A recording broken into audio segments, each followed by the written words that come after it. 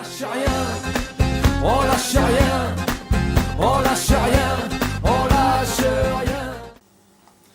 Bonjour, je voulais prendre un petit moment de votre temps pour exprimer un petit peu mes réflexions par rapport à ce qui se passe en ce moment dans le pays, parce qu'il y a des choses graves qui se passent et j'ai l'impression que le gouvernement n'en prend pas la véritable mesure. Donc je voulais revenir un petit peu sur les différents événements, sur les manifestations des Gilets jaunes qui durent depuis plus de 5 semaines sans qu'il y ait grande chose de notable qui se soit passée.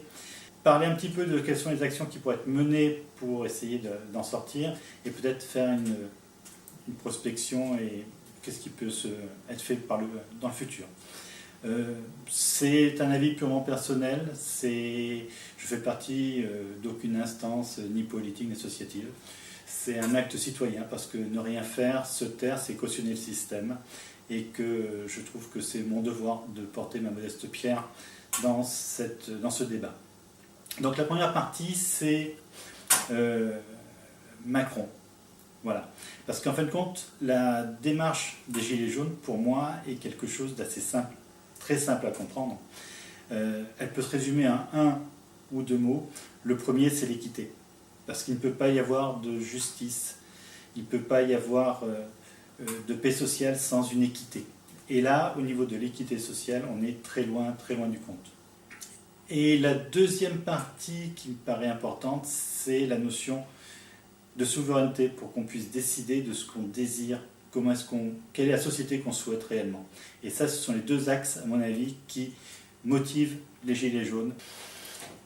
Donc, le discours de Macron, qu'est-ce qu'il nous a fait? Il nous a fait du Macron. Donc, première partie, il va se faire une bouffe avec ses copains pour discuter de ce qu'ils peuvent nous apporter. Bon, on n'y croit pas, il n'y a pas grand-chose à dire. Après, il nous a lancé plein de phrases, plein de mots, c'est super, on va faire ci, on va faire ça, le vote blanc. On n'y croit pas non plus, parce que c'est ce qu'il a fait pendant la présidentielle. Il a lancé plein de phrases, plein de choses qui paraissaient très belles, qui se sont révélées dans les faits totalement sans action. Donc, en fin de compte, dans les faits, qu'est-ce qu'il nous a fait? Il nous a juste donné 100 € de plus par mois. C'est très très loin du compte, parce que la notion d'équité, ça veut dire en fin de compte, ce que veulent les Français, ce que veulent la majorité des Français, c'est une chose très simple, c'est en fin de compte que ce ne soit pas toujours dans la même poche qu'on aille chercher l'argent. C'est-à-dire qu'en fin de compte, l'argent soit pris ailleurs pour pouvoir le redistribuer à des gens qui sont dans une détresse sociale, qui ont de gros problèmes de fin de mois, etc. Et c'est ces mesures-là. Donc, à mon avis, il y a quand même, c'est pas super compliqué, il y a 5 mesures qui pourraient être envisagées. La première, c'est peut-être la remise de l'ISF. Oui, mais ça, il ne veut pas parce que c'est ses copains, donc il ne veut pas. D'accord. Quand il y a eu la crise avec les banques ont largement tapé dans nos poches pour se renflouer. Est-ce qu'il ne pourrait pas y avoir réciprocité? Peut-être une taxe sur les banques, pourquoi pas? C'est des copains aussi, oui, tu viens de la banque, ok.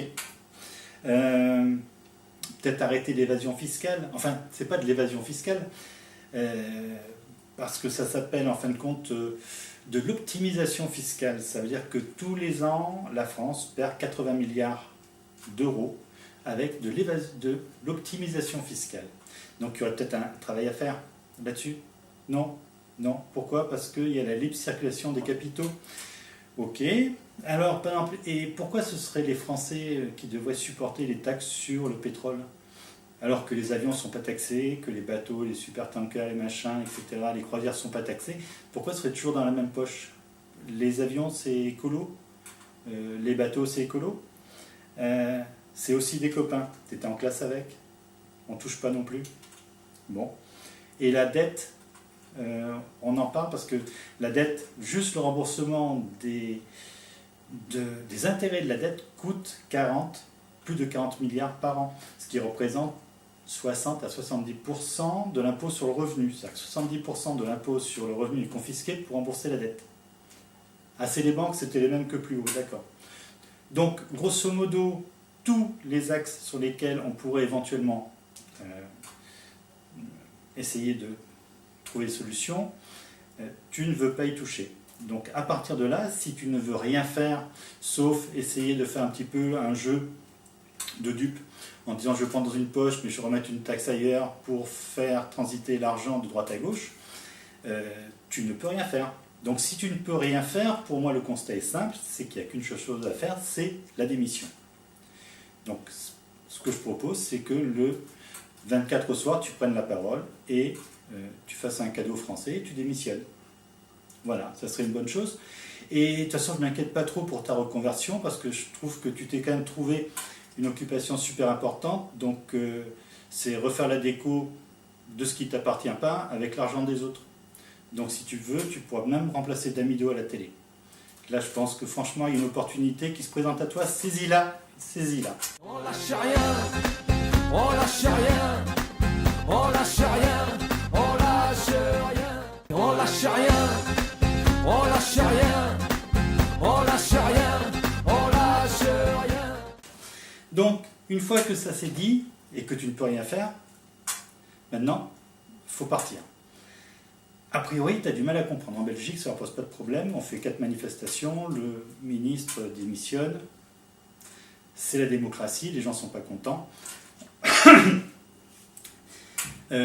Toi, malgré 5 semaines, des occupations, tout ça, tu n'as pas l'air de comprendre. Donc, en fin de compte, qu'est-ce qu'il faut faire pour arriver à te faire comprendre? Donc, ça ne peut se passer que par des actes non violents. Il n'y a que la non-violence qui prime.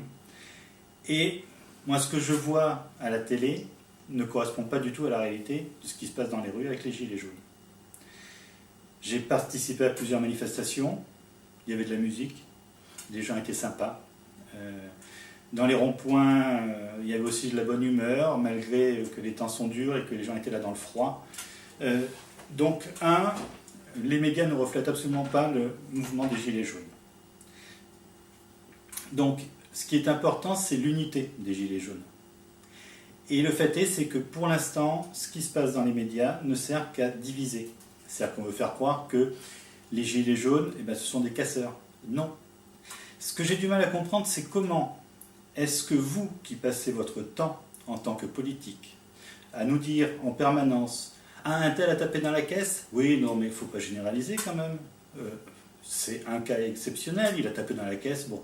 Ça s'est répété à plusieurs reprises, parce que dans la caisse, il y en a plein qui ont tapé.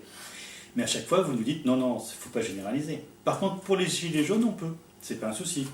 Il y a 3 mecs bourrés dans un tram, dans un métro, et ce sont tous des fachos. Il y en a 4 qui cassent des choses dans les rues, et les gilets jaunes sont des agresseurs. Il faut peut-être arrêter, là. Il faut arrêter de prendre les gens pour des cons aussi. Parce qu'ils sont peut-être... Les gilets jaunes, c'est pas ça. Il faut arrêter de faire de l'amalgame. Comme vous ne voulez pas qu'on vous le fasse, ne le faites pas aux autres. C'est un principe de base. Ne fais pas autrui ce que tu ne voudrais pas qu'on te fasse. Donc, et d'autre part, l'autre partie importante, c'est que les gilets jaunes, ils ne sont pas non plus anti-écolos. Je ne vois pas pourquoi on essaie de faire un clivage avec ceux qui sont pour la planète, parce que franchement, eux, ils sont au-dessus, ils pensent au long terme, et les gilets jaunes qui sont court-termistes et qui voient leur fin de mois. Je comprends que quelqu'un qui n'arrive pas à imaginer sa fin de mois ait du mal à imaginer la fin de la planète. Mais c'est pas pour ça qu'il n'est pas aussi sensible à la fin de la planète et à l'écologie que les autres. Et il n'y a pas de combat qui soit plus noble l'un que l'autre. Juste pour la petite histoire, j'aimerais juste rappeler que Gandhi, avec sa marche pour le sel, a fait une marche pour lutter contre une taxe. Et ça a permis de libérer son pays de l'oppression qui était menée par les Anglais. Donc, il n'y a pas de honte à se battre contre des taxes. Donc, ce qui est important, c'est l'unité.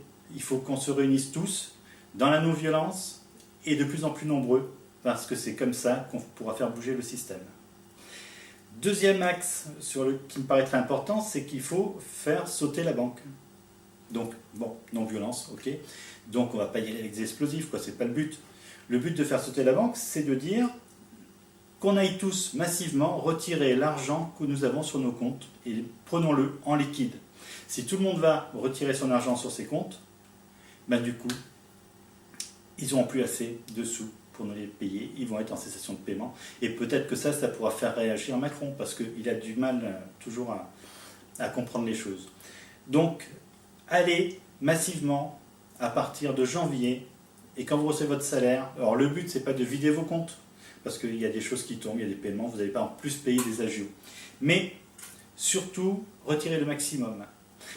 Et je vais vous raconter la petite histoire du billet de 50 euros. C'est une histoire que j'ai inventée, hein. Ne cherchez pas. Voilà, l'histoire est très simple. Vous prenez un billet de 50 euros et vous allez chez votre légumier, chez votre marchand de fruits et légumes. Vous achetez 50 euros de fruits et légumes, c'est super, donc il a récupéré 50 euros. Qu'est-ce qu'il va faire avec ces 50 euros? Il est content, il a fait une bonne journée, il va au bar, il remet 50 euros, et il fait sa tournée à tous ses copains. Bon, super, les trucs. La personne qui tient le bar, elle est contente avec 50 euros, qu'est-ce qu'elle va faire? Elle va aller retourner, acheter de la viande chez le boucher, discuter avec lui, et qui va lui fournir un beau morceau de viande. Le boucher, qu'est-ce qu'il va faire? Il va reprendre son argent, il va payer l'agriculteur chez qui il a acheté, parce qu'il a acheté localement. L'agriculteur, qu'est-ce qu'il va faire? Il va s'acheter des fruits et légumes. Grosso modo, avec 50 euros, vous avez créé 250 euros d'argent qui s'est déplacé dans les poches des uns et des autres et qui a créé de la richesse. Vous faites la même chose avec un produit qui a été acheté en Chine, vous mettez 50 euros sur la table, vous récupérez un produit ou autre chose et ça repart directement dans des banques. Ça repart directement à l'extérieur. Donc, massivement, allez acheter local, prenez le temps, déplacez-vous, achetez localement, payez en liquide et ça fera marcher le système. Ça permettra que des petits entrepreneurs arrivent à finir leur fin de mois, puissent payer, etc. De même, quand vous allez dans les grandes surfaces, truc tout bête, accepter, refuser les caisses où on vous fait payer, on vous fait faire le travail. C'est quoi ça? Vous allez dans le truc, c'est vous qui faites le boulot, mais on vous paye même pas pour le faire. Et il faut arrêter à un moment, il faut arrêter les bêtises quand même. Donc, faites la queue, ils seront obligés de mettre plus de caissières. Et si c'est trop long, vous plantez le caddie, vous barrez. Et comme ça, ils seront obligés de tout remettre en rayon. Et ils seront peut-être comme ça obligés d'embaucher du personnel. Parce qu'il n'y a pas de baisse de prix, parce qu'ils mettent moins de personnes, ça augmente juste les bénéfices. Donc il ne faut pas se tromper. D'ailleurs, j'avais un voisin qui allait faire ses courses juste pour pouvoir parler aux caissières, quoi. Il y a des gens qui en sont là. Donc franchement, il ne va pas parler une borne. Donc il faut arrêter, il faut mettre de l'humain partout. Il faut remettre l'humain au centre du système. Donc ça c'est la deuxième partie, c'est retirer votre argent et payer. Payer en liquide et acheter local. Et troisième point, il y a une initiative qui me paraît intéressante sur le site de l'UPR, c'est d'aller télécharger une lettre pour demander à tous les députés et à tous de voter pour la démission de Macron. Et il y a un listing de tous ceux qui ont répondu, d'accord, pas d'accord, etc. Parce qu'on verra à la fin qui sont ceux qui s'occupent de vos préoccupations ou qui c'est qui défendent le système. Voilà. On lâche rien, on lâche rien, on lâche rien, on lâche rien. On lâche rien, on lâche rien, on lâche rien, on lâche rien. Donc troisième partie, Macron est parti, très bien. Qu'est-ce qu'on fait demain? Parce que la préoccupation des gens qui sont dehors, c'est ça. C'est qu'est-ce qu'on fait une fois que Macron est parti? Parce que comme Macron ne fera rien, ça ne sert à rien d'essayer de discuter avec lui. Tout ce qu'il est en train de nous faire en ce moment, c'est de l'enfumage, pour moi.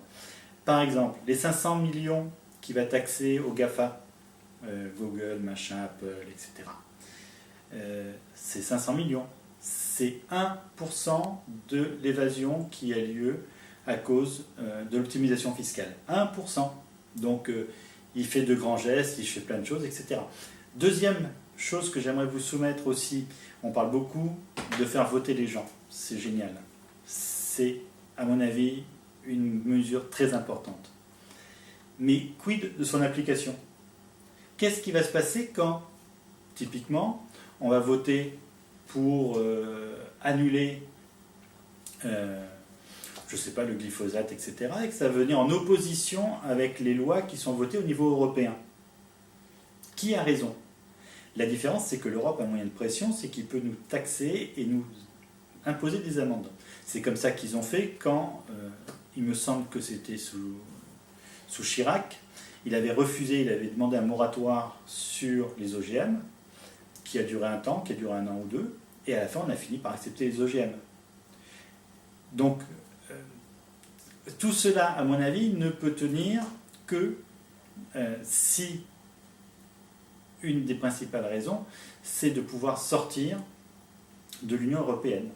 Parce qu'on est contraint par cette dernière. Parce que si on veut faire un programme qui permette de redistribuer de l'argent, il va falloir en collecter dans d'autres poches. Et le système est fait de telle sorte à l'heure actuelle qu'il est verrouillé.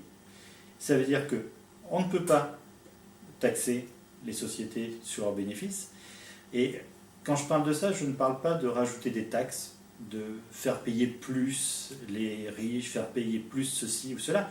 Je demande juste, ce que j'ai dit tout à l'heure, de l'équité. Ça veut dire qu'une grosse société paye comme une petite. Que le gazole ne soit pas gratuit pour les avions et payant en termes de taxes pour la personne qui a sa voiture, qui se déplace et qui travaille avec. Que les gens aient un salaire décent et que les vieux qui ont travaillé toute leur vie pour ce pays ne se retrouvent pas dans une détresse, dans une misère. Il y a des sous, il faut les récupérer. Et ça fait partie de l'autre partie, c'est l'équité qui ne peut aller qu'avec la souveraineté. Ça veut dire qu'il faut que nous prenions en main notre destin, que nous soyons capables de faire nos lois, que nous soyons capables d'ériger le monde qu'on veut demain.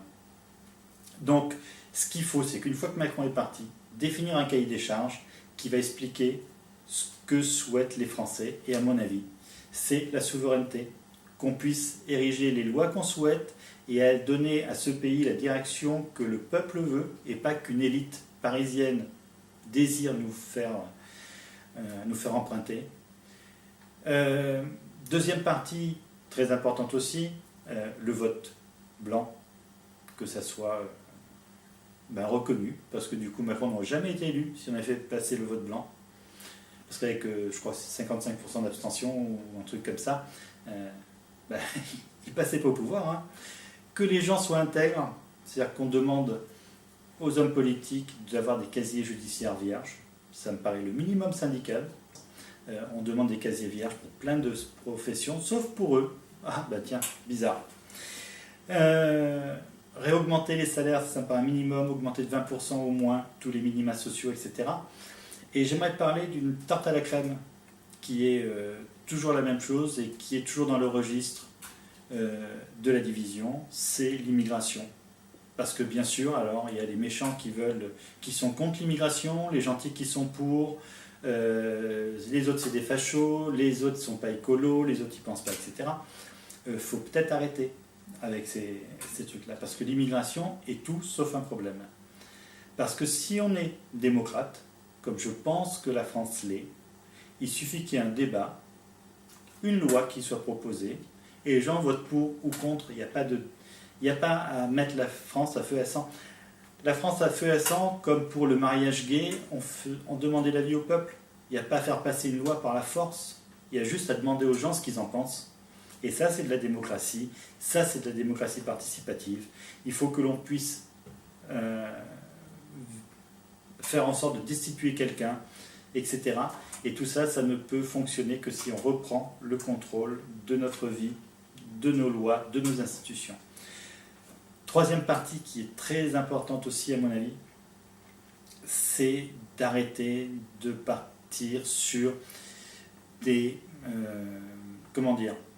les lois se décident à Paris par des énarques, etc. Il faut qu'on inverse le système, c'est-à-dire que ce qui importe, c'est les territoires, ce qui importe, ce sont les régions, ce qui importe, c'est le local. Le local est à même de répondre aux aspirations des Français. Et après, on fait remonter l'expérience vers le national pour la généraliser si elle est intéressante. À mon avis, il faut donner une orientation qui soit plus locale. Parce que ça, c'est de la réaction qui est rapide.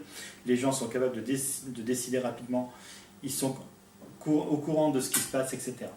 Le dernier point, qui est un point qui me paraît fondamental et qui est une escroquerie monumentale, c'est que depuis 73 ou 74, je ne sais plus, Giscard a fait voter un texte indiquant que la France devait emprunter uniquement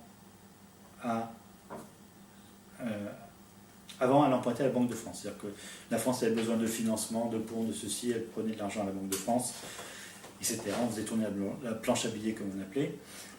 Voilà. il n'y avait pas de dette. À partir de 1974, la loi a imposé à l'État français de ne plus emprunter à la Banque de France, mais aux banques privées. Banque privée, ça veut dire un taux.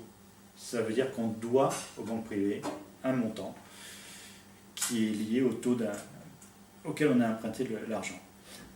Quelle est la plus-value apportée par une banque dans un prêt à un pays? Il n'y a aucune plus-value. C'est de l'argent gratuit. C'est un cadeau qui est fait aux banques. C'est ce qu'il faut bien comprendre. Ça n'a aucun intérêt que ce soit des banques privées qui nous prêtent alors qu'on a la maîtrise de la banque, qu'on a la maîtrise de la planche à billets et qu'on peut faire ça nous-mêmes sans avoir d'ajout à payer. Donc ce cadeau a été fait en 1974, on se le traîne jusqu'à maintenant. Il faut se rendre compte qu'on est à 44 milliards juste pour le remboursement des intérêts de la dette. Je ne parle pas du nominal qui est équivalent à notre PIB, plus de 2000 milliards ou quelque chose comme ça, sauf erreur de ma part. Ça correspond à quasiment 100% de notre PIB. Donc, juste 44 milliards, c'est les intérêts de la dette. C'est grosso modo les 3/4 de ce qu'on paye sur l'impôt sur le revenu. Est-ce que vous ne pensez pas qu'on pourrait remettre en état des hôpitaux, prendre des gens qui soient dans les services, remettre du service social, augmenter les retraites, remonter les minima sociaux, faire en sorte qu'on vive mieux, que les Français vivent mieux, si on pouvait reprendre. Si je résume déjà depuis tout à l'heure, on est à 80 milliards pour l'évasion fiscale, on est à 44 milliards, on est déjà à 100 milliards qu'on peut récupérer de manière simple en reprenant les rênes de notre pays. Et voilà, c'est pas plus compliqué que ça. Et à mon avis, les Gilets jaunes ne demandent rien d'autre que ça, reprendre les rênes du pays pour faire quelque chose qui soit à l'image de ce qu'est la France, équitable, humaniste, etc. Je ne pense pas. Et l'État à l'heure actuelle ne fait que essayer de diviser pour mieux régner. Il faut qu'on atteigne une unité nationale pour arriver vers ça. Donc le programme à faire serait très simple. Tous les petits points que j'ai listés, que la banque emprunte, l'État emprunte au pays, emprunte à la Banque de France, que nous puissions voter, définir nos lois, qu'on rehausse les minima sociaux, qu'on rehausse ces trucs avec l'argent qu'on va pouvoir faire rentrer.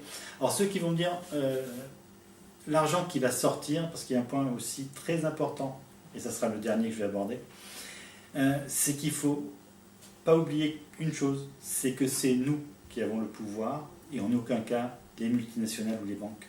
On veut vous faire croire que vous n'avez pas de pouvoir, que tout est... on n'a pas le choix. C'est tout le contraire, parce que ce qu'il faut bien comprendre, c'est qu'avec votre argent, l'argent est un acte politique. L'achat est un acte politique. Si une société multinationale décide de partir et de mettre son siège social ailleurs qu'en France, typiquement, rien n'empêche qu'ensuite, on décide de boycotter ses produits. Donc, quelle sera l'alternative d'une société? C'est soit je pars et je fais 0 chiffre d'affaires, soit je reste, je paye 30% d'impôts sur les bénéfices et je fais des bénéfices. Donc, il ne faut pas oublier cette chose-là, c'est que c'est nous qui avons le pouvoir et pas le contraire. Voilà, donc typiquement, un truc qui pourrait être faisable très rapidement, c'est de dire on boycotte les voitures qui viennent de chez Ford. Ils licencient 800 personnes alors qu'ils ne sont pas franchement dans la misère, ils ne vont pas si mal que ça. 800 personnes, s'il y a ne serait-ce qu'une personne dans chacun des départements qui refuse et qui annule son contrat, sa commande sur les voitures Ford, ils vont peut-être comprendre qu'il ne faut pas licencier comme ça en France. Voilà. Donc le pouvoir, c'est nous qui l'avons. On nous fait croire que ce n'est pas le cas, mais il faut justement reprendre ça en main. Voilà, c'est un petit peu ma modeste participation. J'espère que je n'ai pas été trop long. L'idée principale, c'est ne nous divisons pas. L'objectif est commun et c'est important d'être tous ensemble, réunis pour arriver à nos objectifs. Nous avons les moyens d'y arriver. Et voilà, donc je publie cette vidéo, je m'appelle Serge, si vous avez des commentaires, des remarques, etc., n'hésitez pas. Si jamais ça vous a intéressé, faites-le moi savoir, ça me fera plaisir d'une part, pour voir que des gens sont arrivés jusqu'au bout de la vidéo. Et d'autre part, il y a d'autres sujets aussi que je trouve totalement insupportables, etc. Donc si jamais ça vous intéresse, je pourrais reprendre la parole sur d'autres thématiques. Voilà. Merci et à bientôt. Et bonne lutte et on va arriver à nos fins.